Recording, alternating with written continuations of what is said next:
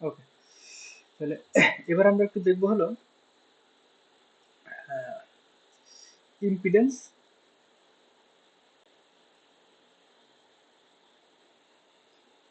তারপরে হলো রিঅ্যাক্টেন্স,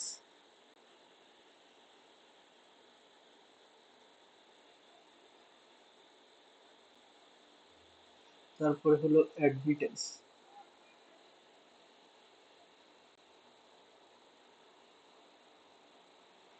তাহলে ডিসি সার্কিটের ক্ষেত্রে আমরা শুধু রেজিস্টার দেখছিলাম, কিন্তু এখানে আবার কি কি আছে? রেজিস্টার আছে, ইন্ডাক্টর আছে, ক্যাপাসিটর আছে। তাহলে রেজিস্টারের ইম্পিডেন্স, রেজিস্টার, ইন্ডাক্টর আর ক্যাপাসিটর, এই তিনটা মিলিয়ে যা হয় সেটাকে আমরা কি বলি? ইম্পিডেন্স বলি, তাই না? এদের যে সমতুল্য রেজিস্ট্যান্স হয় সেটাকে আমরা ইম্পিডেন্স বলি, সরি রিঅ্যাক্ট্যান্স না, এটাকে বলে হলো ইম্পিডেন্স। তাহলে রেজিস্টারের সাধারণত ডিসি তেও যা থাকে এসি তেও তাই থাকে, এটা চেঞ্জ হয় না। তাহলে রেজিস্টারের ক্ষেত্রে আমরা ইম্পিডেন্স আর ই বলি। আর এল আর সি এদেরকে আলাদাভাবে, এদের যে রেজিস্ট্যান্স এটাকে রিঅ্যাক্ট্যান্সও বলা যায়। এল আর সি এই দুটার রেজিস্ট্যান্সকে আমরা রিঅ্যাক্ট্যান্স বলতে পারি। তাহলে এল সমান হচ্ছে এসির ক্ষেত্রে আমরা কি লিখতে পারি? রিঅ্যাক্ট্যান্স, এটাকে আমরা এক্স এল বলি। সি এর ক্ষেত্রে আমরা বলি হলো এক্স সি। তাহলে এক্স এল সমান কত লিখি আমরা? জে ওমেগা এল, তাই না?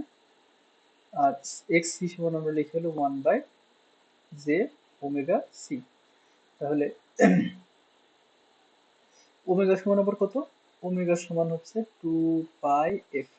তাহলে এই যে আলাদা আলাদা রেজিস্ট্যান্স, ইন্ডাকটেন্স আর রেজিস্টার, ইন্ডাক্টর, ক্যাপাসিটর, এদের আলাদা আলাদা আমরা রিঅ্যাক্টেন্স বা রেজিস্ট্যান্স বের করতে পারি এইভাবে, এই সূত্র দিয়ে।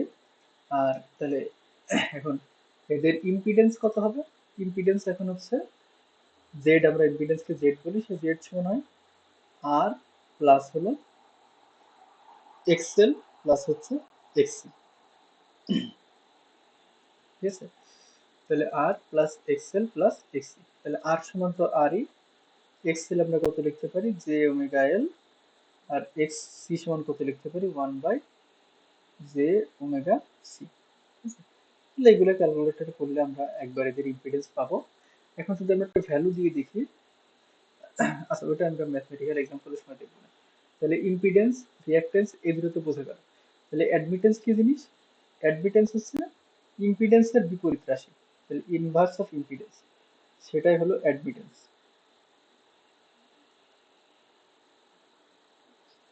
আচ্ছা ইনভার্স অফ ইম্পিডেন্স, তার মানে আমরা অ্যাডমিটেন্সকে সাধারণত আমরা ওয়াই দ্বারা রিপ্রেজেন্ট করি। হ্যাঁ, তাহলে ওয়াই সমান কত বলা যায়? 1/জেড, ঠিক আছে? ওয়াই সমান 1/জেড। আর ইকুইভ্যালেন্টলি আমরা ওয়াই সমান লিখতে পারি এরকম, যে ওয়াই সমান হলো জি প্লাস হলো জে বি। এই জিটাকে বলা হলো কন্ডাক্টেন্স, আর এই বি কে বলা হলো সাসেপ্টেন্স,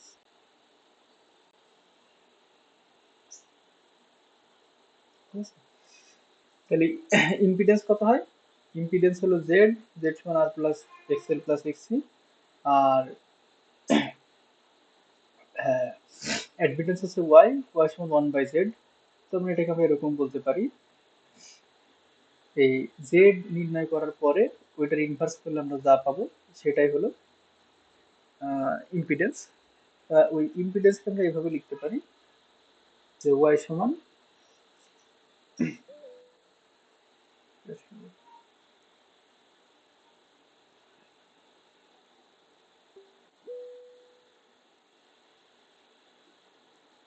ওকে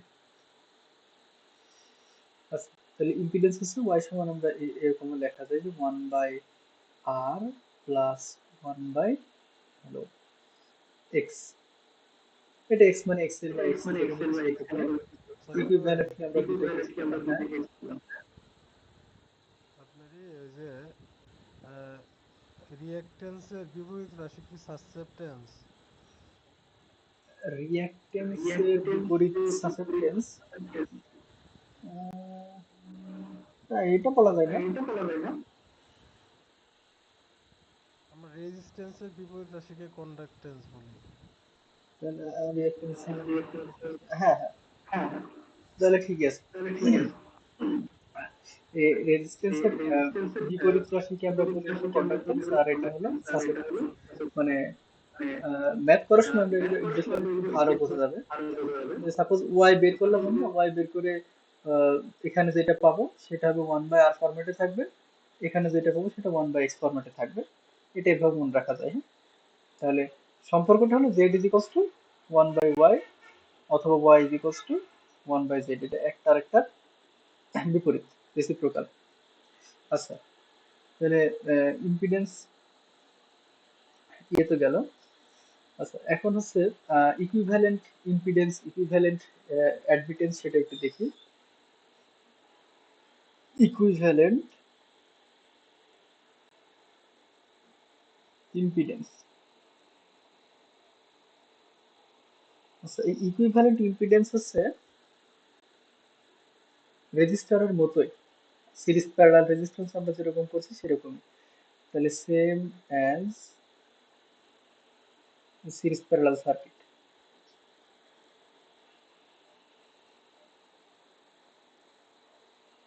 ইউজিং রেজিস্টার।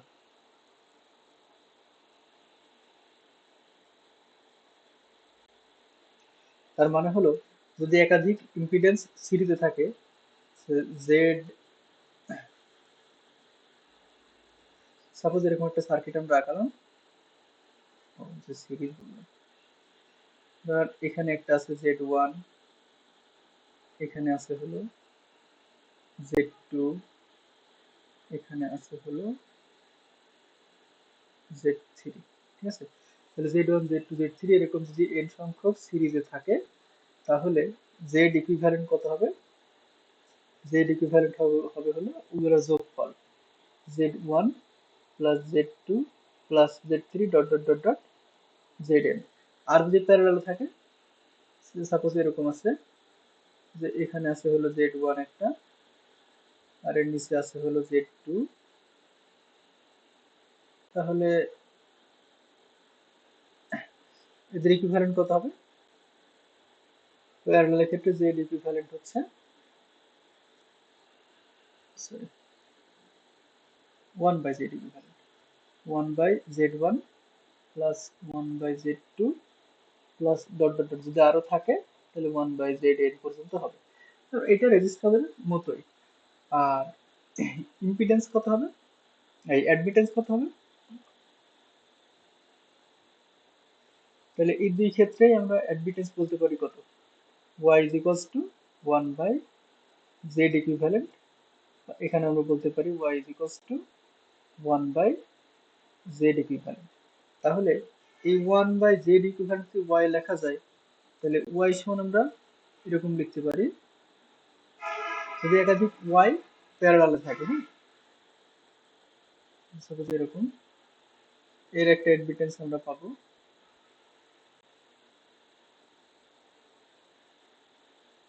এরকম যদি থাকে, তাহলে সেক্ষেত্রে আমরা কত লিখতে পারি, ওই 1/y ইকুইভ্যালেন্ট, সরি 1/y না, এটা তো উল্টা, তাহলে y ইকুইভ্যালেন্ট সমান কত হবে, y1 plus y2 plus y3 dot dot dot dot yn। তাহলে আমরা দেখলাম ইম্পিডেন্স রেজিস্টারের মতোই ওরকম সিরিজ প্যারালাল কম্বিনেশনে থাকলে ওরকমই হবে, কিন্তু অ্যাডমিটেন্সটা উল্টা, ঠিক আছে? অ্যাডমিটেন্স প্যারালালে থাকলে জাস্ট যোগ হয়ে যাবে সিরিজের মতো। আচ্ছা, এখন ওই যে এর আগের দিন কে যেন বলছিল যে আমরা এই, আচ্ছা, এটাকে যেন আমরা জেড সমান, এটা যদি কমপ্লেক্স নাম্বার হয় তাহলে আমরা এটা সাধারণত এরকম বলি না, জেড সমান হলো এক্স প্লাস জে ওয়াই, এই টাইপ হবে। একটা থাকবে আমাদের কি রিয়েল পার্ট, আর এটা থাকবে আমাদের ইমাজিনারি পার্ট।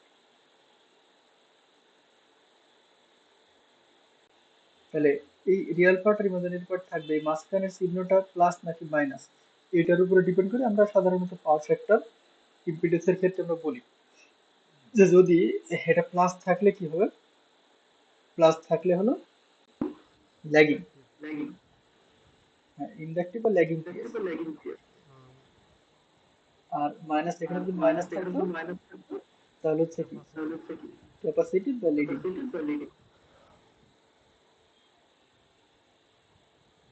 ওকে। আর অ্যাডমিটেন্সের ক্ষেত্রে আবার উল্টা, ঠিক আছে? অ্যাডমিটেন্স যদি এরকম থাকে যে ওয়াই সমান, সাপোজ আমরা বললাম যে এ প্লাস মাইনাস যে বি। এখন এখানে যদি প্লাস থাকে তাহলে প্লাস থাকলে কি বলবো আমরা লিডিং, লিডিং পিএস। আর এ মাইনাস থাকলে আমরা বলতে পারি হলো ল্যাগিং পিএস। ঠিক আছে? আচ্ছা। তাহলে ভাই এর ওই যে অ্যাডমিটেন্সের ক্ষেত্রে আপনার সিরিজে থাকলে তখন প্যারালাল নিয়মে হবে। হ্যাঁ, উল্টা। তবে মানে যদি কোনো সার্কিট সিরিজে থাকে আমরা ওইভাবে বের করব না, আমরা ইম্পিডেন্স বের করব, বের করার পরে আমরা ওই ইকুইভ্যালেন্ট করার পরে ইম্পিডেন্স পাই, ঠিক আছে? মানে আমরা যে এটা ফলো y সমান 1 বাই জেড ইকুইভ্যালেন্স, আমরা আগে জেড ইকুইভ্যালেন্স বের করে নিয়ে তারপর ওটাকে ইনভার্স করলে y পেয়ে যাবো। এটা সহজ হবে, একটা মনে রাখলে হবে, দুটো মনে রাখার দরকার নেই। আচ্ছা, এবার আসি আমরা আরএমএস ভ্যালু। তাহলে আরএমএস ভ্যালু কি? এর পূর্ণরূপ আমরা কি বলবো? রুট মিন স্কয়ার ভ্যালু, তাই তো?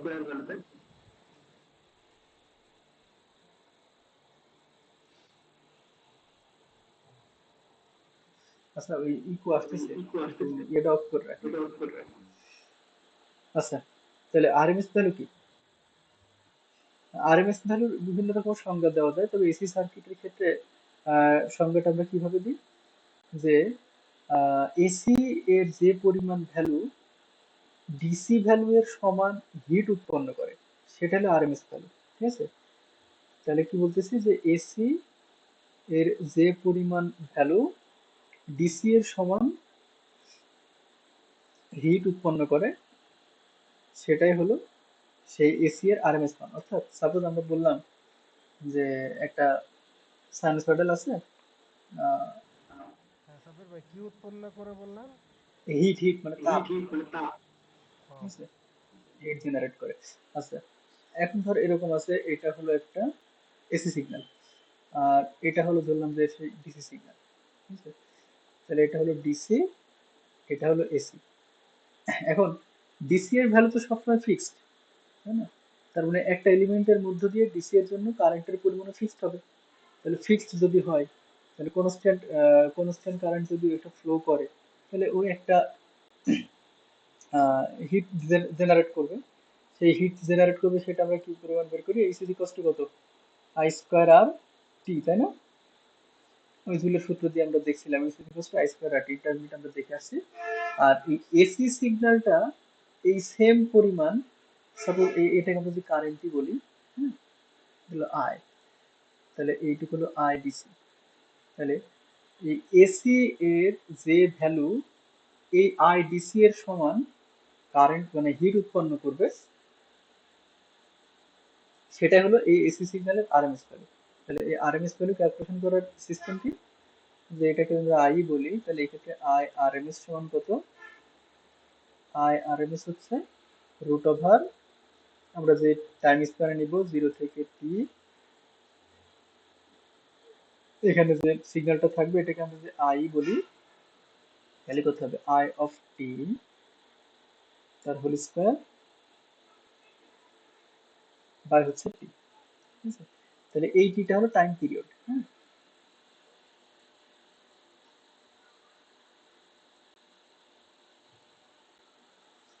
আচ্ছা, তাহলে আমরা তো সাধারণত একটা সাইকেলে হিসাব করি, ও সরি টাইম পিরিয়ড না, এই টিটা হলো যে কোনো টাইমের জন্য আমরা যতটুকু বের করবো সেটা আর কি, হ্যাঁ, লিমিট আর কি। আচ্ছা, তাহলে আরএমএস সমান কত? যে কোনো, এটা আমরা মনে রাখতে পারি যে যে কোনো সিগন্যালের আরএমএস ভ্যালু এক্স আরএমএস যদি হয় সেটা সেটা কত হবে? ইন্টিগ্রেশন অফ 0 থেকে T X square DT, DT হবে এক্স স্কয়ার ডিটি। আর নিচে কত হবে? টি, রুট ওভার এটা রুট মিন স্কয়ার, ঠিক আছে? তাহলে এখানে রুট আছে, স্কোয়ার আছে, স্কোয়ারকে রুট করলে আবার মিন মানে কি গড়, তাহলে গড় মানে কি যেই টাইম স্কোয়ারে নিব আমরা সেই টাইমটাকে সেই টাইম দিয়ে যদি ভাগ করি তাহলে গড়। তাহলে এই আরএমএস এর এটাকে আরএমএস কেন বলা হয়, যেখানে রুট আছে আবার আমরা গড় নেই আবার এই ভ্যালুটা আমরা স্কোয়ার করি, তাহলে রুট মিন স্কোয়ার ভ্যালু মানে এটা। তাহলে যে কোনো সিগন্যালের আরএমএস ভ্যালু মানে হচ্ছে ওই জিরো থেকে আমরা যে টাইম স্প্যানে সেই সিগন্যালের আরএমএস ভ্যালু বের করবো সেটা, তারপরে সিগন্যালের স্কোয়ার বাই ওই টাইম স্প্যান রুট, ঠিক আছে, আরএমএস ভ্যালু সূত্র হলো এটা। এখন যদি একাধিক পরিমাণে থাকে সেক্ষেত্রে কত হবে, যদি সোর্স একাধিক হয় তাহলে সেটাকে আমরা ধরে এরকম আছে অনেকগুলো সিগন্যাল আছে, একটা সিগন্যাল আছে x1 অফ টি, আরেকটা আছে x2 অফ টি, আরেকটা আছে x3 অফ টি, এরকম অসংখ্য থাকতে পারে। তাহলে হচ্ছে যদি অসংখ্য পরিমাণে থাকে তাহলে আমরা কিভাবে করব, আচ্ছা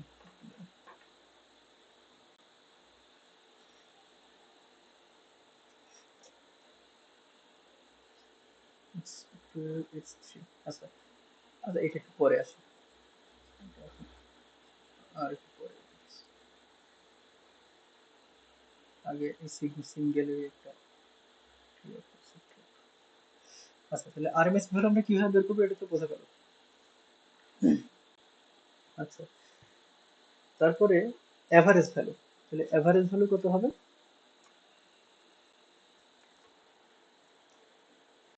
এভারেজ এই সিগন্যালের মানে পর্যন্ত এভারেজ কি ভ্যালু বললেন? বের করি। অনেকগুলো সিগন্যাল যদি থাকে। আচ্ছা ওটা পরে আসতেছি, হ্যাঁ ওটা আর একটু পরে দেখাচ্ছি, আগে একটা একটা করেই যায়, ওটা পরে আছে। আচ্ছা এভারেজ ভ্যালু যদি হয় এখানে যদি আমরা আই এভারেজ বের করি তাহলে আই এভারেজ আমরা কত পাবো, আই এভারেজ হচ্ছে এই স্কোয়ারটা হয় না, হ্যাঁ আই এভারেজ স্কোয়ার হয় না, জাস্ট এই জিরো থেকে T I of T by হলো সরি টি ডিটি, মানে শুধু গড়, ঠিক আছে, জিরো থেকে আমরা যে টাইম স্প্যানটা নিব ওই টাইম স্প্যানে ওই সিগন্যালের একটা গড় মান আমরা নিব। আচ্ছা এখন এটা যদি সিগন্যাল তো বিভিন্ন রকম হতে পারে, এসি সিগন্যাল তো বিভিন্ন রকম হতে পারে তাই না, হতে পারে সেটা একটা এরকম স্কোয়ার ওয়েভ থাকতে পারে, আবার কি যেরকম সাইনোসয়েডাল থাকতে পারে, আবার হলো কি যে এরকম ট্রায়াঙ্গুলার ওয়েভ থাকতে পারে, তাই না, এরকম থাকতে পারে, বিভিন্ন শেপের থাকতে পারে। তাহলে বিভিন্ন শেপের আবার হচ্ছে আরএমএস ভ্যালু বা এভারেজ ভ্যালু কিন্তু আলাদা আলাদা হয়। এটা আমরা যে কমিউনিকেশন যখন করছিলাম তখনই কিন্তু টুকটাক দেখছি যে সাইনোসয়েডাল হলে তার আরএমএস একরকম আমরা ধরি, সাপোজ এর পিক ভ্যালু যদি আমরা সবগুলোর পিক ভ্যালু যদি এ বলি, এটাও এ, এর পিক ভ্যালু এ, এর পিক ভ্যালু এ, তাহলে এইটার ক্ষেত্রে আরএমএস ভ্যালুও যা মানে পিক ভ্যালুও তাই, তাই না, এটা আমরা দেখছিলাম যে স্কোয়ার ওয়েভের ক্ষেত্রে এ আরএমএস সমান এ পিক, সাইনোসয়েডের ক্ষেত্রে কি হয়, এ আরএমএস সমান পিক বাই রুট টু, তাই না, আর ট্রায়াঙ্গুলার ক্ষেত্রে এ পিক বাই রুট থ্রি। এখন এটা কিভাবে হয়, আচ্ছা অত থিওরি আমরা দেখছি না, আমরা একবারে ভ্যালু বের করবো না, আমাদের মূল সূত্র হলো এটাই। আচ্ছা এখন আমরা তো এখানে এইটাতে জাস্ট আমরা বললাম যে একটা টাইম স্প্যানের জন্য যদি আমরা হয় তাহলে সেটা না এরকম ভাবে করলাম। এখন সিগন্যালটা যদি পিরিয়ডিক না হয়ে অন্য টাইপের একটা সিগন্যাল হয়, ঠিক আছে, সাপোজ আমি যদি বলি যে পিরিয়ডিক সিগন্যালের জন্য আমরা একটা পিরিয়ডের জন্য নির্ণয় করলে যা পাবো ওই প্রত্যেকটা পিরিয়ডে আরএমএস ভ্যালু বা এভারেজ ভ্যালু একই আসবে। আর যদি পিরিয়ডিক সিগন্যাল না হয়ে অন্য শেপের সিগন্যাল হয় তাহলে কি করবো আমরা তখন, সাপোজ একটা সিগন্যাল আছে এরকম, যে এখানে আছে এরকম, এখান থেকে হয়ে গেছে এরকম স্কোয়ার ওয়েভ, আবার দেখা যাচ্ছে এখান থেকে সাইনোসয়েডাল, যা মন চায় একটা কিছু হইতে পারে, এরকম হতে পারে। এখন যে যেরকমই থাকুক না কেন এরকম যদি থাকে আমরা প্রত্যেকটা টাইম স্প্যান আলাদা আলাদা ভাবে বের করি। যেমন এইখান থেকে এই টাইমটাকে আমরা জিরো বলি, এটাকে টি1 বলি, এইটাকে হলো টি2 বলি, এটা হলো টি3, এটা হলো টি4। তখন আমরা কি করব, এই সিগন্যালের ক্ষেত্রে এটা যদি ভি হয়, ঠিক আছে, তাহলে VRMS, এটা আরএমএস ভ্যালু আমরা কিভাবে পাবো?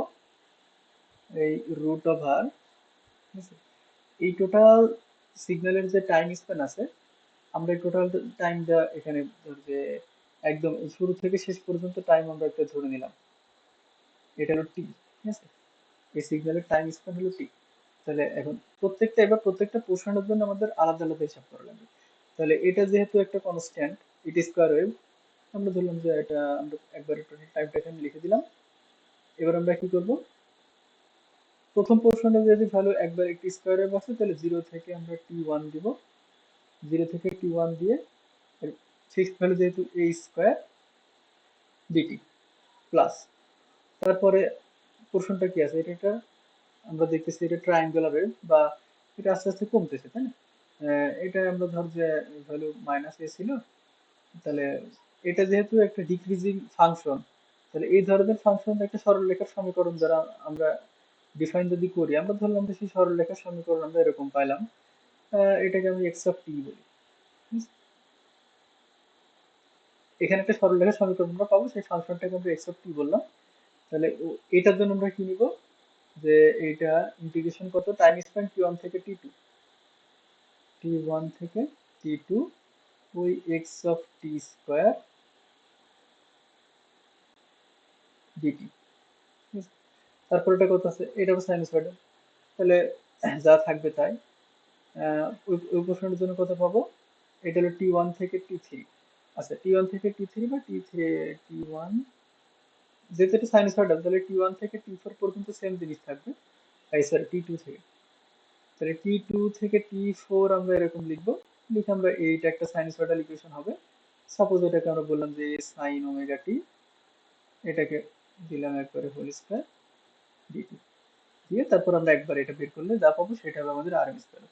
আর যদি অ্যাভারেজ বের করতে বলে, ওই সেম প্রসিডিউর, শুধু এই স্কোয়ারটা বাদ যাবে আর এই রুট ওভারটা বাদ যাবে। তাহলে যদি মিক্সড সিগন্যাল থাকে, তাহলে আরএমএস আমরা কিভাবে বের করবো, বোঝা গেল? প্রত্যেকটা টাইম আমরা যে যে সিগন্যাল একটা একটা করে ধরবো, ওই এক একটা টাইম স্প্যানের জন্য আমাদের এরকম আলাদা আলাদা বের করা লাগবে। পরে আমরা লাস্টে আবার ওই পুরো টাইম দিয়ে ওই সবগুলোকে ভাগ করে দিই। তাদের ভাই, হ্যাঁ। ওই যে T2 থেকে T3 আলাদা করে, আবার T3 থেকে T4 আলাদা করতে হবে না? আচ্ছা, এখন তাহলে কথা হচ্ছে যে অরিজিনাল সাইন ওয়েভ হয়। এখন কথা হচ্ছে যে কি, যে এটা তো আমরা জাস্ট আমাদের এই যে গ্রাফটা আছে সেই গ্রাফের ইকুয়েশন নিব। এখন আমাদের এই যে এই টোটাল টুকুর জন্য আমরা তো একটা ইকুয়েশনে বসাতে পারি না, যে এটা একটা সাইনোসয়েডাল সিগন্যাল, এখানে আমার হয়তো আঁকানোর জন্য অ্যামপ্লিটিউড আলাদা হয়ে গেছে, কিন্তু এটা তো একটা সিগন্যালই, একটা সাইনোসয়েডাল সিগন্যাল। তাহলে এই টোটালটাকে আমরা একটা দিয়েই বের করতে পারি, দুইটা দিয়ে করলেও করা যাবে, ঠিক আছে? যে T2 থেকে T3 এ করলাম, তাহলে আমি একবারে যখন আমার কাজ হবে আমি দুইবারে করবো কেন, ঠিক না? আচ্ছা, এখন কথা হচ্ছে যখন আমরা এভারেজ নিব, ওই এভারেজটা সাধারণত সাইনোসয়েডালের ক্ষেত্রে আমরা হাফ ওয়েভে হিসাব করি, ঠিক আছে? ফুল ওয়েভে নিলে এভারেজ ভ্যালু কত চলে আসে, জিরো চলে জিরো আসে না? হয়। এই জন্য আমরা সাইনোসয়েডালের ক্ষেত্রে যখন এভারেজ সিগন্যাল এভারেজ ভ্যালু বের করবো, তখন হচ্ছে হাফ ওয়েভে হিসাব করবো। আচ্ছা, তাহলে ইম্পিডেন্স অ্যাডমিটেন্স গেল, আরএমএস ভ্যালু গেল। আচ্ছা, ঠিক আছে, এদিকে আর কি আছে?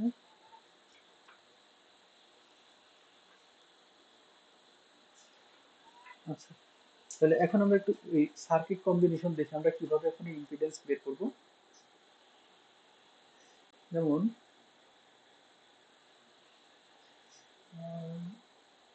সাপোজ একটা সার্কিট আছে এরকম, অনেক হয়ে গেছে, আচ্ছা আর 5 মিনিট, বেশি বেশি সময় নিচ্ছি না, অনেক রাত হয়ে গেছে। আচ্ছা, এখন যদি এরকম একটা রেজিস্ট্যান্স থাকে, একটা ক্যাপাসিটর থাকে, আর এখানে একটা ইন্ডাক্টর থাকে, ঠিক আছে? এটা একটা circuit.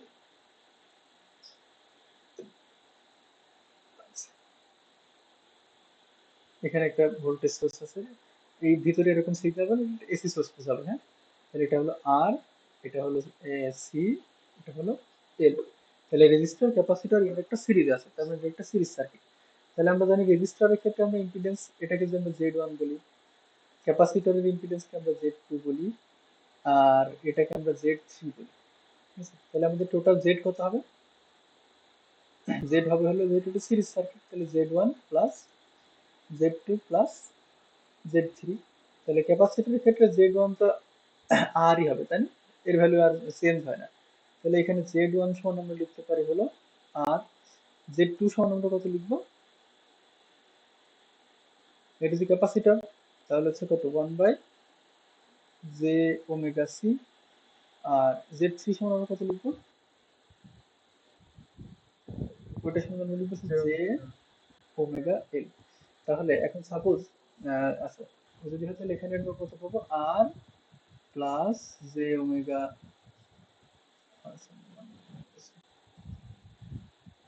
One by J omega C plus হলো জে ওমেগা এল। আচ্ছা, এখন আমরা যদি ভ্যালু দিয়ে দিই, সাপোজ এই সিগন্যালটা হচ্ছে ভিএস হলো 20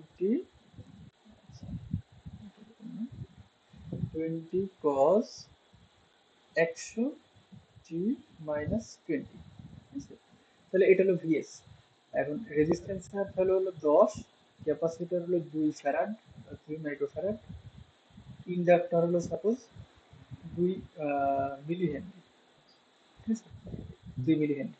তাহলে এখন আমরা যদি এই সার্কিটের টোটাল ইম্পিডেন্স বা ইকুইভ্যালেন্ট ইম্পিডেন্স বের করি, তাহলে কত হবে? আর তো 10 10ই থাকবে, তাহলে এটাকে আমরা জেড ইকুইভ্যালেন্ট বলি। আর 10ই থাকবে 1 বাই জি ওমেগা সি। তাহলে জে কত, ওমেগা কত এখানে? ওমেগা হলো 100, তাই না? এটা হলো ওমেগা। তাহলে জে ইন্টু 100 ইন্টু সি হলো কত আছে? 2 মাইক্রোফ্যারাড।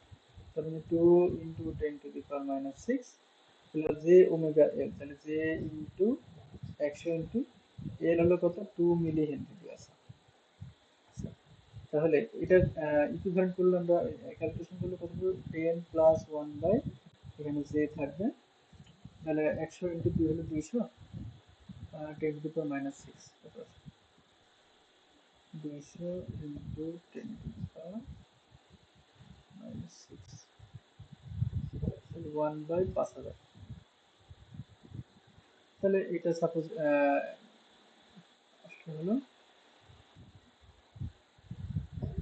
1 বাই 1 বাই 5000, তাহলে 1 by J into 1 by 5000 plus এটা হলো জে ওমেগা এল। তাহলে 100 into 2 200 into 10 to the power minus 3, তাহলে এটা তো হলো 0.2, ঠিক আছে? জে 0.2। তাহলে এখন যদি আমরা এই জে আকারে থাকলে কমপ্লেক্স নাম্বারের ক্যালকুলেশন আমরা কিভাবে করতাম? আমরা রিয়েল পার্টকে আলাদা রাখতাম আর ইমাজিনারি পার্ট একসাথে করতাম, তাই না?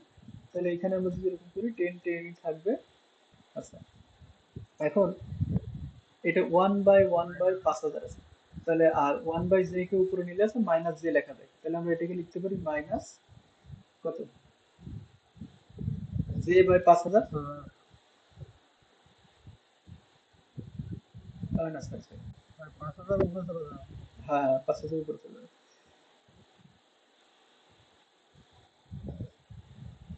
তাহলে এটা হলো মাইনাস 5000 বা জে 5000,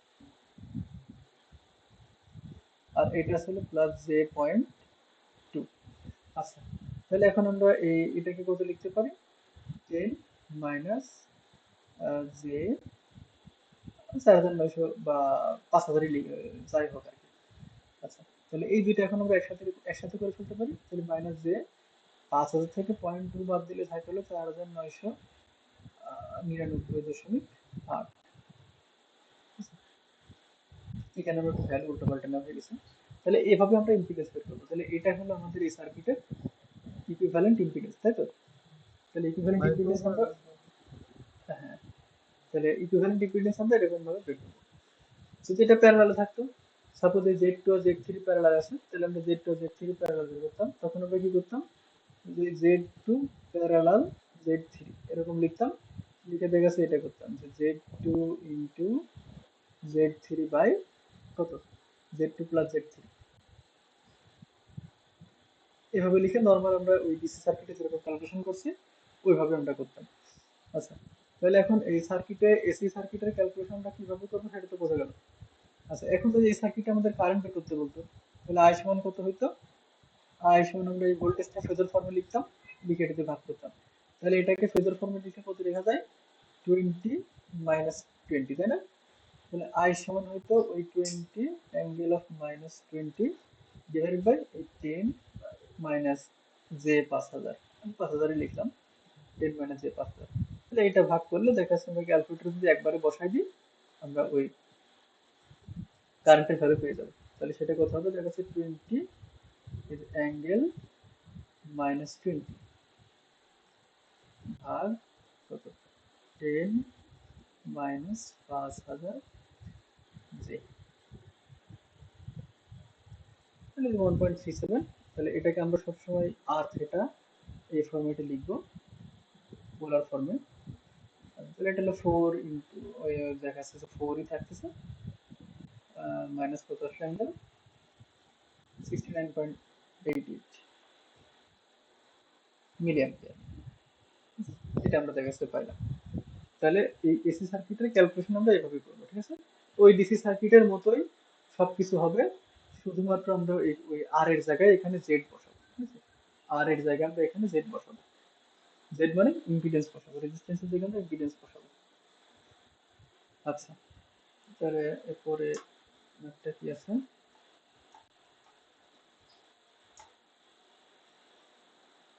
আচ্ছা এটা লাস্ট ম্যাথ আছে, হ্যাঁ এই ম্যাথটা আমরা একটু দেখি। এখানে বলতেছে find V of T and I of T in the circuit. আচ্ছা আরেকটা জিনিস বলা হয়নি, তাহলে এখন ভোল্টেজ ড্রপ কত হবে। ভোল্টেজ ড্রপ আমরা এখানে জাস্ট এভাবে বের করবো, আমাদের আই যা থাকবে, সাপোজ আমরা যদি এখানে বলি যে আমাদের এই রেজিস্টারের একটা ভোল্টেজ ড্রপ, সেটাকে আমরা যদি সাপোজ ভি1 বলি, এই ক্যাপাসিটরের যে ভোল্টেজ ড্রপ এটাকে আমরা ভি2 বলি, ইন্ডাক্টরের ভোল্টেজ ড্রপ যদি আমরা ভি3 বলি, তাহলে আমরা জানি ওই ডিসি সার্কিটে আমরা যেরকম দেখে আসছি ভি সমান কত, ভি সমান হলো আই জেড, আই আর।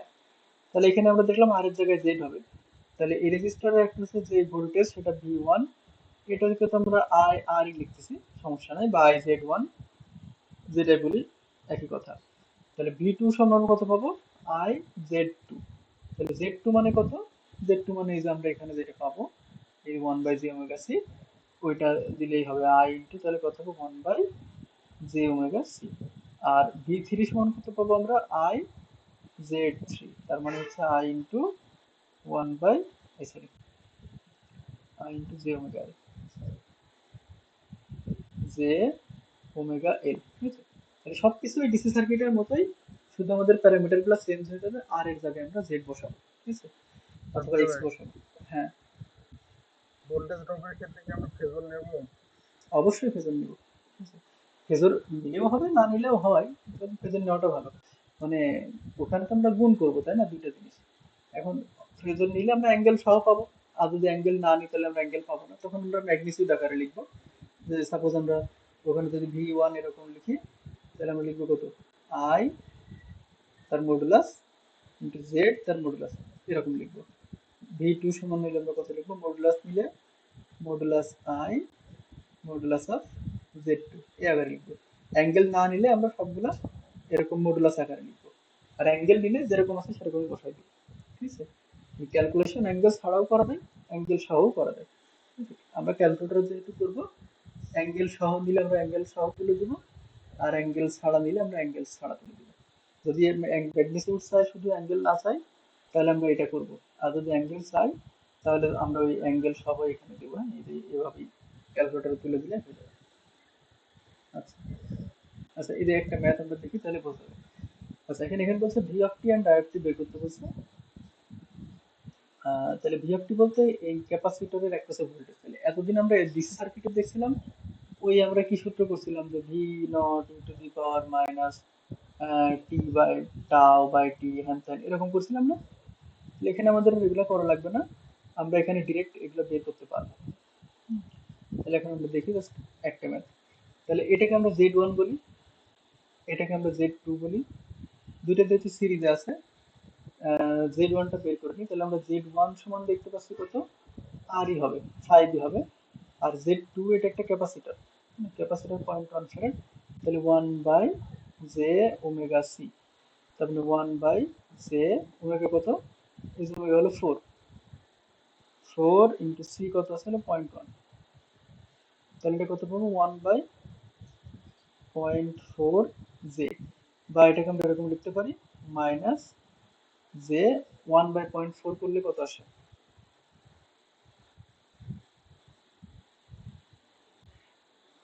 1/0.4.2.2 মানে 2.5। আচ্ছা, তাহলে জে 2.5, আচ্ছা মাইনাস জে 2.5। তাহলে আমাদের জেড ইকুইভ্যালেন্ট কত আসবে? জেড ইকুইভ্যালেন্ট হচ্ছে z1 প্লাস z2, যেহেতু সিরিজ আছে দুইটাই। তাহলে z1 কত 5, z2 হলো মাইনাস জে 2.5। তার মানে এটা এরকমই থাকে যে 5 মাইনাস জে 2.5। তাহলে এখন এটাকে আমরা একবারে ওই আর থেটা ফরম্যাটে নিয়ে যাই, তাহলে আমাদের ক্যালকুলেটরে লিখতে সহজ হবে। তাহলে 5 মাইনাস জে 2.5,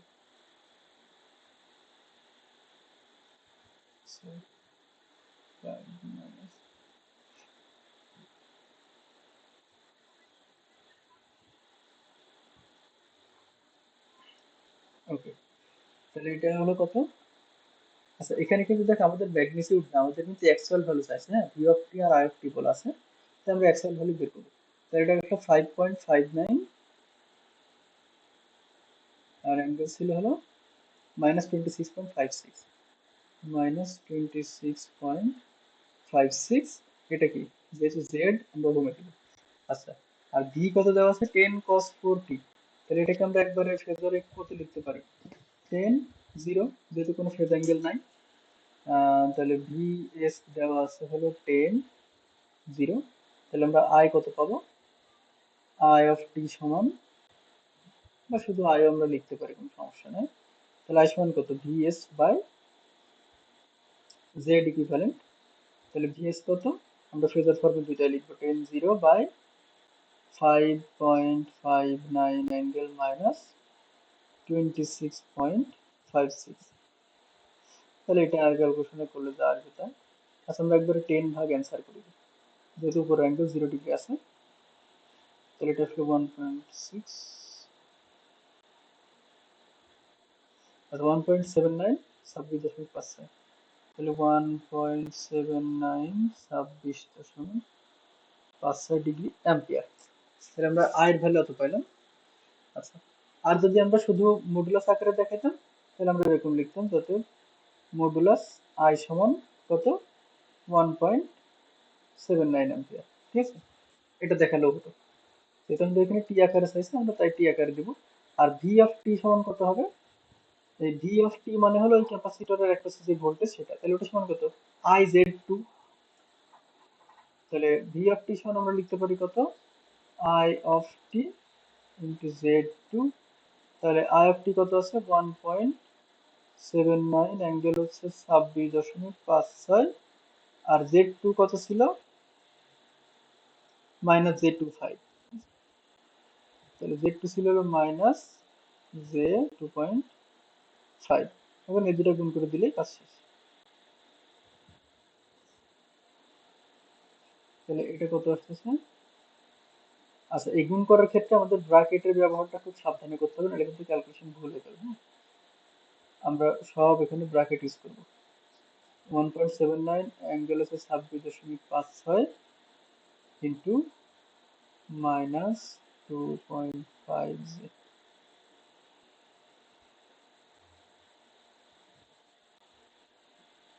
তাহলে এটা কত? 4.475 মাইনাস 63.44, 4.47 মাইনাস 63.44 ভোল্ট। তাহলে এটাই গেল হলো ভি অফ টি। তাহলে যদি মডুলাস ভি বের করতে বলে কত হবে? জাস্ট 4.47 করে, এটাই হবে অ্যান্সার। তাহলে এটা বোঝা গেল।